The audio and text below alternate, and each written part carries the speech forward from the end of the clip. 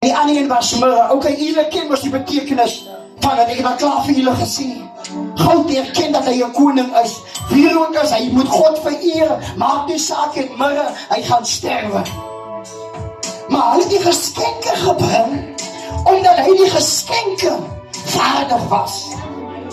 Amen.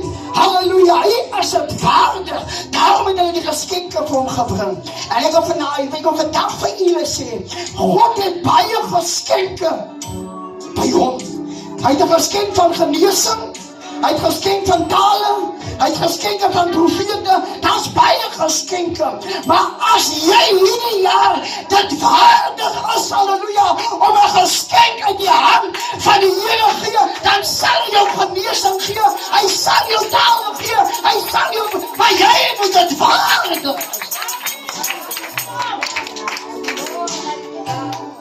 Amen. Ons kan nie by die vlakwater bly. Ons moet gaan vir profesie, ons moet gaan vir tale, ons moet gaan vir genesing, ons moet gaan vir 'n woord van wysheid. Sodat God se huis gesond kan word. Soos ek kyk, is jy reg?